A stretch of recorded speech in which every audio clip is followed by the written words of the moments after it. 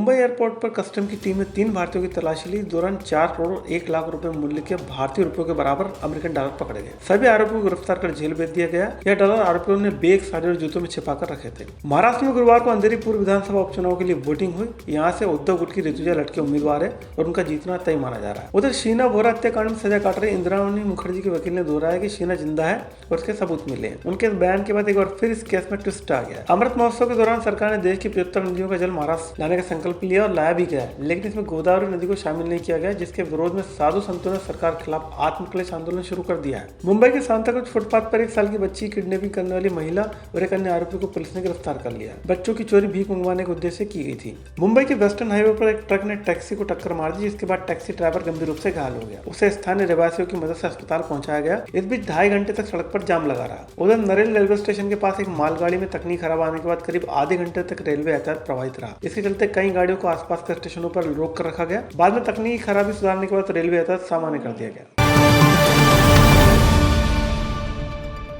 Custom विभाग ने Mumbai airport पर दुबई की यात्रा कर रहे 3 भारतीयों से 4,97,000 के अमेरिकन डॉलर जब्त किए हैं, जो भारतीय मुद्रा में 4 करोड़ 1 लाख रुपए के बराबर है। पुलिस ने इन सभी को गिरफ्तार कर जेल भेज दिया। आरोपी डॉलर को साड़ियों, जूतों और एक बैग में छुपाकर लाए थे। कस्टम विभाग के अधिकारी ने बताया कि मुखबिरी की सूचना के आधार पर यह निगरानी की जा रही थी और मुंबई एयरपोर्ट पर एक ही परिवार के 3 लोग संदिग्ध दिखने के बाद इनके सामान की तलाशी ली गई, जिसमें अमेरिकन डॉलर मिले। अंधेरी पूर्व विधानसभा क्षेत्र के उपचुनाव के लिए गुरुवार सुबह कड़ी सुरक्षा के बीच वोटिंग हुई। भाजपा की ओर से उम्मीदवारी वापस लेने के बाद ये उपचुनाव औपचारिकता मात्र रह गया। उद्धव ठाकरे गुट की ओर से शिवसेना उम्मीदवार ऋतुजा लटके को यहां आसान जीत मिलने की उम्मीद है। बता दें, ऋतुजा लटके के पति और शिवसेना विधायक रमेश लटके के निधन के बाद यह सीट खाली हुई थी, जिसके लिए गुरुवार को वोटिंग हुई। बता दें, शिवसेना के गुट बंटने के बाद महाराष्ट्र में एनडीए सरकार के गिरने के बाद यह पहला उपचुनाव है। मुंबई मंडल के नरेल रेलवे स्टेशन के पास एक मालगाड़ी के इंजन में तकनीक खराबी आ जाने के कारण लगभग आधे घंटे तक नरदत से मुंबई जाने वाली ट्रेनें प्रभावित रही। उधर नरेल रेलवे स्टेशन से निकलने वाली ट्रेनों को पिछले स्टेशन पर रोक दिया गया ताकि स्टेशन पर ट्रैफिक न बढ़े। रेल प्रशासन का कहना है कि तकनीक खराबी को सही करने के बाद पहले की तरह ट्रेन सेवा सामान्य रूप से शुरू कर दी गई है। साधु संतों ने महाराष्ट्र सरकार के खिलाफ नासिक में आत्मक्लेश आंदोलन शुरू किया है। संतों का कहना है कि आजादी के 75 साल पूरे होने पर महाराष्ट्र सरकार ने देश की 75 नदियों के अमृत जल को एक स्थान पर लाने की योजना शुरू की थी, जो सराहनीय कार्य है। वहीं संतों का कहना है कि अमृत जल में गोदावरी का नाम क्यों शामिल न किया, सरकार इसका जवाब दे। 75व्या अमृत महोत्सवी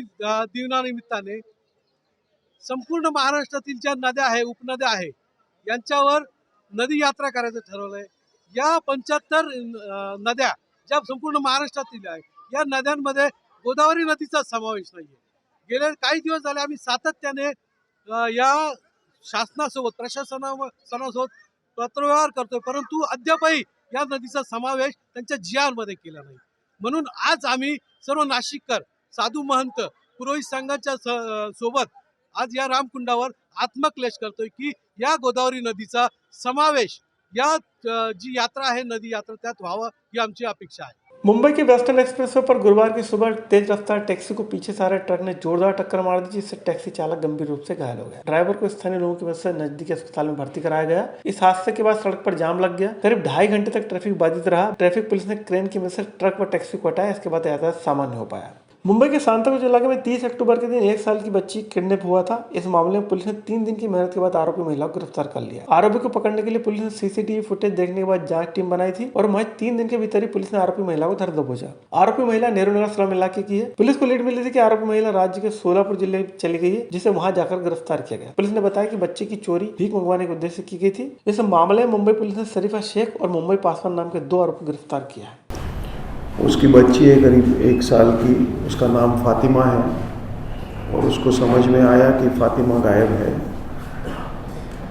तो मुस्कान और उसकी सास और उसके जो भी परिचित है, उन्होंने उस बच्ची को आसपास इधर उधर ढूंढने की कोशिश की।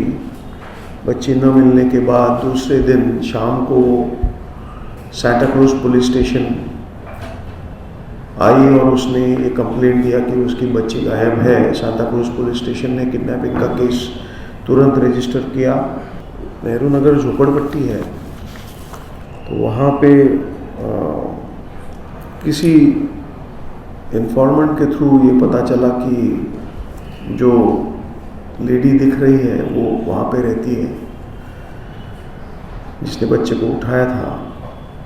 तो वहाँ पहुँचने पर हमारे लोगों को इत्मीनान हो गया कि वो वही औरत है। फिर उसके तलाश में क्राइम ब्रांच और बांद्रा पुलिस स्टेशन दोनों की टीम्स जुट गई।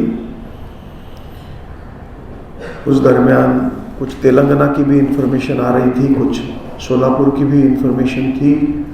दोनों जगह हमारे लोगों ने फोकस किया और फिर सोलापुर में आरपीएफ की भी मदद हमें मिली। मुंबई में शीना बोरा हत्याकांड में आरोपी मां इंद्राणी मुखर्जी ने पूर्व में खुलासा किया था कि उसकी बेटी जिंदा है और वो कश्मीर में रह रही है। अब इंद्राणी के वकील ने यही बात दोहराई है। वकील का कहना है कि शीना जिंदा है, इसके सबूत भी मिले हैं। हमारा ये मानना है कि शीना बोरा जिंदा है और जो कि सितंबर-अक्टूबर 2012 तक राहुल मुखर्जी और शीना बोरा के रेगुलर संबंध थे, उनके मैसेजेस थे, वो उसको पिकअप कर रहा था, वो उसको ड्रॉप कर रहा था।